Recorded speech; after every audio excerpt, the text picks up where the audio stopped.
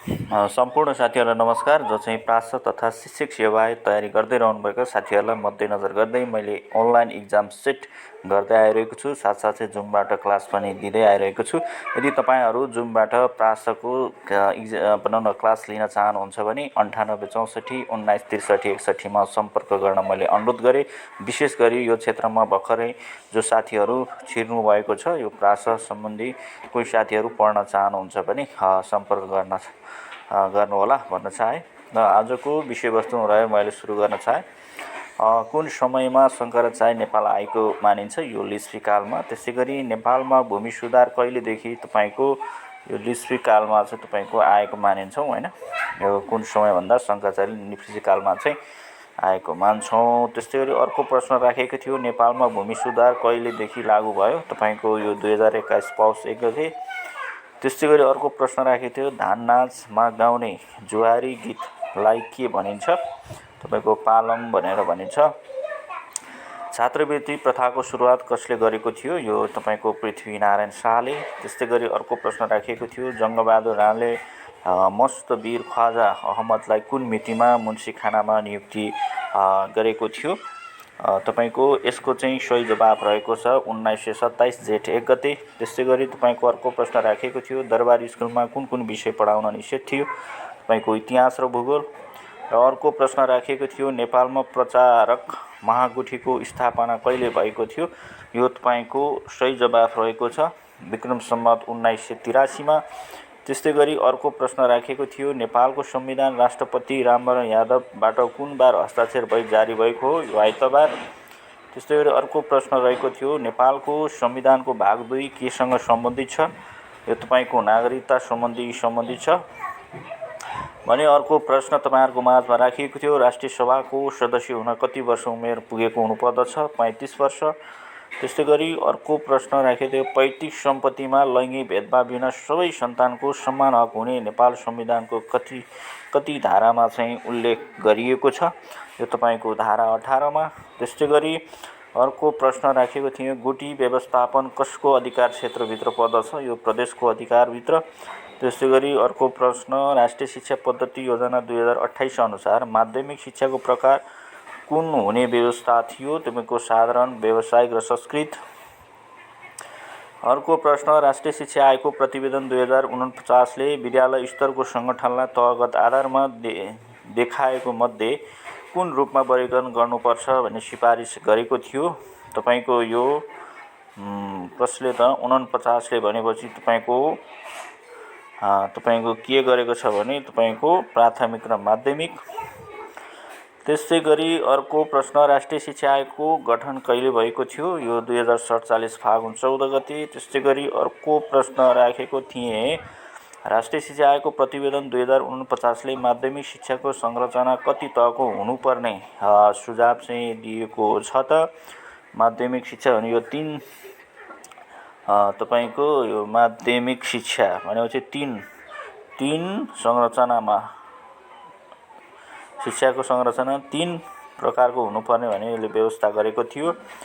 त्यस्तै गरी अर्को प्रश्न राखेको थियो, राष्ट्रिय शिक्षा नीति 2076 ले उच्च शिक्षा सम्बन्धी कतिवटा नीति उल्लेख गरेको छ? यो तपाईँको कतिवटा भन्दा 12 वटा गरेको छ। त्यस्तै गरी अर्को प्रश्न राखेको थियो, संस्थागत विद्यालय मापदण्ड तथा सञ्चालन निर्देशिका 2059 शिक्षा नियमावलीको कति नियमलाई टेकेर बनाएको हो? यो नियम 192। त्यस्तै गरी राष्ट्रिय शिक्षा नीति 2076 जारी गर्नको मूल आधार के हो? तपाईँको यो राज्यको पुनर्संरचना र अधिकारको बाँडफाँड। त्यस्तै गरी अर्को प्रश्न रहेको छ, शिक्षा नीति तर्जुमा प्रक्रियाको अन्तिम चरण कुन हो भनेको छ? यसमा चाहिँ तपाईँको अन्तिम चरण कुन हो भने तपाईँको नीतिको स्वीकृति रहेको छ। त्यस्तै गरी अर्को प्रश्न राखेको थिएँ, सबैको लागि शिक्षा नेपाल राष्ट्रिय कार्ययोजना 2001देखि 15 ले सन् 2015 सम्म 15 वर्ष माथिको साक्षरता दर कति पुर्याउने लक्ष्य राखेको थियो? यो 75 रहेको छ।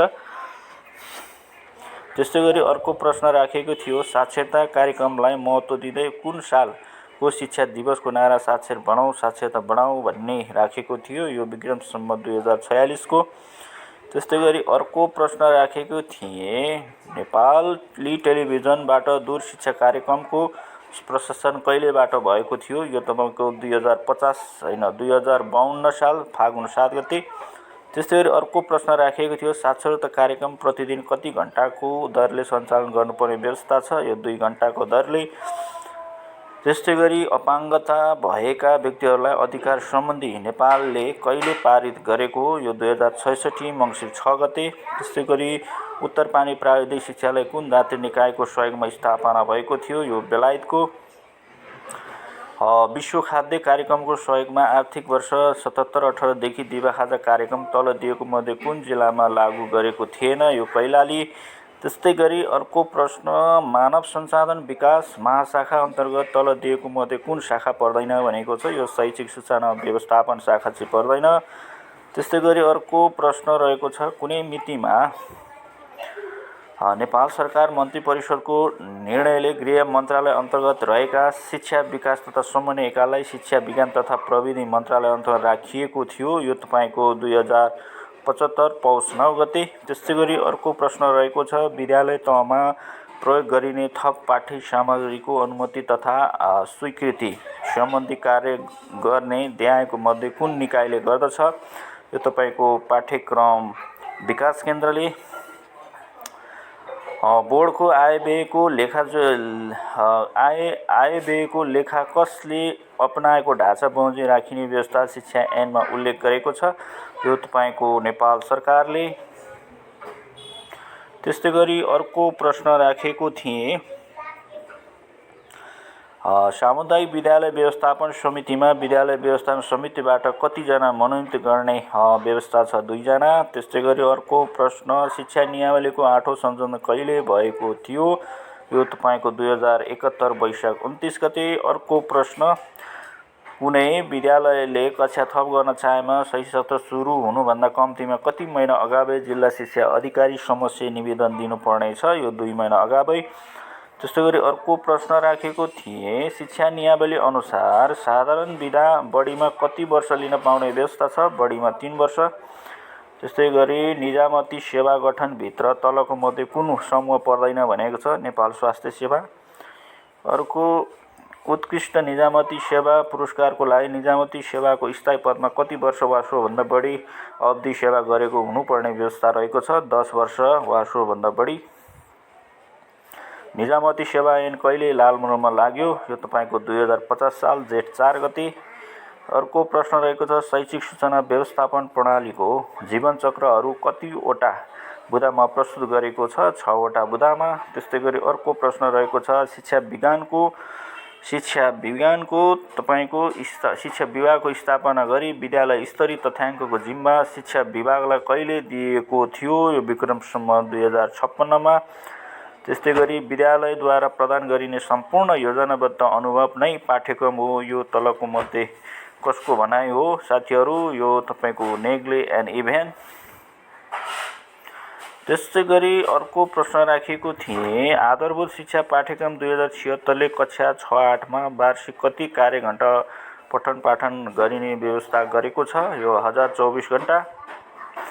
त्यस्तै गरी अर्को प्रश्न राखेको थिएँ, आधारभूत शिक्षा पाठ्यक्रम 2069 अनुसार आधारभूत तथा कक्षा 6-8 स्वास्थ्य शारीरिक विषयको सैद्धान्तिक परीक्षाको निमित्त कति प्रतिशत अङ्क भार दिने व्यवस्था छ? 60%। त्यस्तै गरी अर्को प्रश्न राखेको थिएँ तपाईँहरूको माझमा, विद्यार्थी मूल्याङ्कनको लागि नमुना साधन प्रयोग गर्ने तरिका तथा मूल्याङ्कनको अभिलेख व्यवस्थापन सम्बन्धी थप विवरण कतिवटा अनुसूचीमा उल्लेख गरिएको छ? 4 वटा। त्यस्तै गरी अर्को प्रश्न राखेको थियो, तल दिएको मध्ये सबैभन्दा नवीनतम अवधारणा कुन हो? आकलन। त्यस्तै गरी शिक्षाविद लिन र ग्रिनल्यान्ड अनुसार तपाईँको मूल्याङ्कनको प्रकार कुन कुन हुन् भनेको छ? यो तपाईँको स्थान निर्धारण, निर्माता र निदानात्मक रहेको छ। अर्को प्रश्न राखेको थिएँ, शिक्षक सक्षमता पारु कहिले पारित भएको हो? 2072 चैत्र 3 गते। त्यस्तै गरी अर्को प्रश्न, कलेज अफ एजुकेसन सञ्चालनमा ल्याएको 4 वर्षे बिएड कार्यक्रमलाई कहिलेदेखि 2-2 वर्षमा टुक्र्याएको हो? विक्रम सम्वत 2016 सालमा। त्यस्तै 49 नम्बरमा रहेको थियो, नेपालमा शोध केन्द्र व्यवस्थापन प्रणालीको कहिलेदेखि खारेज भएको हो? यो तपाईँको 2075 फागुन 3 गतेबाट। अन्तिम प्रश्न तपाईँहरूको माझमा राखेको थियो, उपचारात्मक सुपरिवेक्षणको पहिलो चरण कुन हो? यो तपाईँको सम्बन्ध स्थापना हो। आजको अनलाइन एक्जाम फुल सेट 45 मा सोधेको प्रश्नहरूको उत्तर तपाईँहरूको माझमा राखे। आशा छ यी प्रश्नहरूले तपाईँको आउँदो परीक्षालाई राहत पुग्नेछ।